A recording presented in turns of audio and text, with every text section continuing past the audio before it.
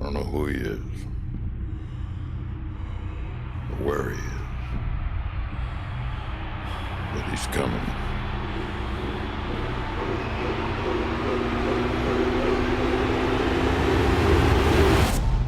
Early on, I thought, I want this to be a visceral experience. And the great thing about movies is the audience associates with the hero and goes along for the ride. So we have a chance to stand at bat with Jackie and watch the inside fastballs come in. We have a chance to maybe feel somewhat what it was like for him to endure the sort of vitriol that was directed at him.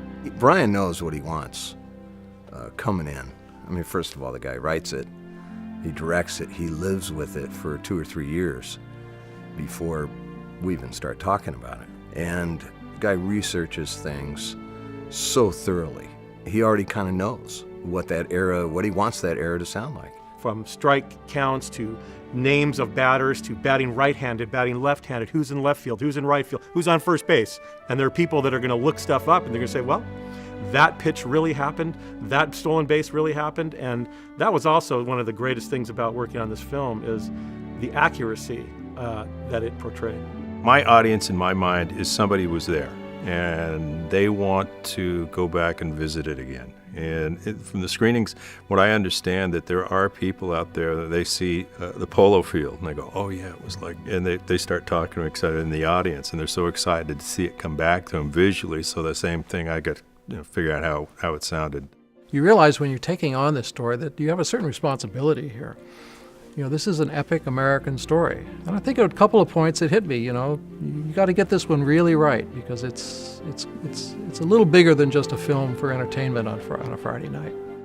I think one of the great things that Brian has done in his script here is tell the story in such a way that it rises above even America and Jackie Robinson himself.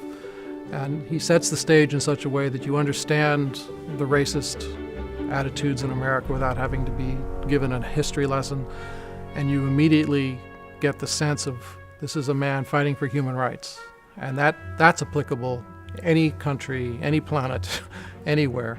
Brian is excellent on story arc, and his choices are always about what's the right thing for the story at this point in time, and if it's working or not working, and that's really good. Because you don't go down too many rabbit holes that way.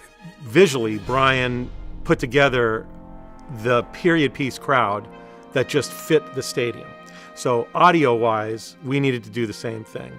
We did do some recording because we're talking about 1940s technology as far as those sports equipment's concerned. So it's metal cleats, three-prong and leather shoes, and the gloves are like, big cantaloupes. And those, I don't see how those guys caught that stuff. You go to Dodger Stadium now. Everybody's got the rockin' speakers. They've got the greatest sound systems. You go to baseball stadiums back then, you've got the pole with the little cone, speaker that everybody's seen.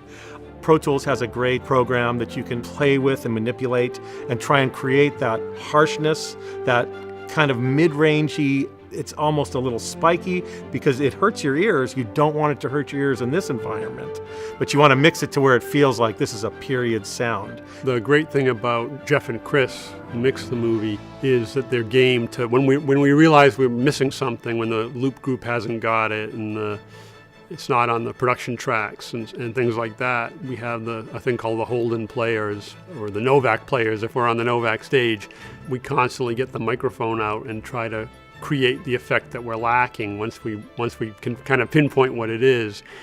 For example, there's a moment in the movie where Pee Wee Reese puts his arm around Jackie and the crowd reacts, and we just never had it with all the tracks we recorded and grouped. So we get the microphone out and we sort of assemble everybody we can get our hands on and try to create it ourselves and then mix it in and triple it, and as our own group we recreate it. Ain't gonna be it next time, Jake. All we got's right here. Thank you, Jake. Mark Isham's score, I would almost define it as an old movie score. It just felt like it fit the period so well. it was the type of score that dialogue and sound effects played so well together with. Brian had asked me, I think very early on in the stage, what instruments do I think, might tell the story? And I said, let me just, let me find a theme, let me find the right notes. And so, but I knew he was interested in that question. And I remember sitting at the piano and saying, this is going to be French horns. And one of the reasons I moved from the piano into the computer room was so I could try the French horns. And I'm doing that, and I get a call, and it's from Brian at the editing room, and he says, all right, we've just put in this piece of temp music, and it's got instruments here playing over Jackie, and I think it's the perfect instrument for Jackie. And I've asked my assistant editor, who's musical background, what instrument that is, and he says it's a French horn. And Mark agreed and incorporated it. But even then, it played the theme really well, but over and above that is a trumpet. There was a moment where I said to Mark that Jackie's special. And so we had chosen the French horns, which usually most of the time works as an ensemble to represent Jackie. So I said, well, what am I going to do? So I picked a solo trumpet. So the structure of Jackie ultimately became French horns as his overall voice. But when we needed that special moment, we had a solo trumpet. And we were very fortunate. We got this wonderful young trumpet player, who's the new principal in the London Symphony Orchestra, and he did a fabulous job with the solos. One of the things I have to be constantly aware of, and I've learned through experience, is that the score that I'm writing and that I have the ability to listen to all on its own is going into a sonic environment that has a lot more going on than just my music. So one of the things that I take a lot of care in doing is mixing my presentations to the director, consulting with the music editor all along through the whole process. How loud are those crowds going to be? When he hits that home run and you hear the thwack of the ball and you see, 15,000 people rise to their feet, how big is that sound going to be? Should I get out of the way? Should I compete with it? Are they going to be low? Are they going to be high? Should I be low if they're high? And we have these discussions so that once we get to the dubbing stage and all the dialogue, the sound effects, all of it comes together, we don't have any harsh surprises. So my favorite dramatic moments are when Jackie and Rachel look at each other. And all of a sudden, all those crowds, everything goes away to a hush. And most of the time, it's her voice to him. And it's a whisper. And the crowds at that point do take a back seat to their relationship. I was passing a sandlot. A little white boy was up at bat. You know what he was doing?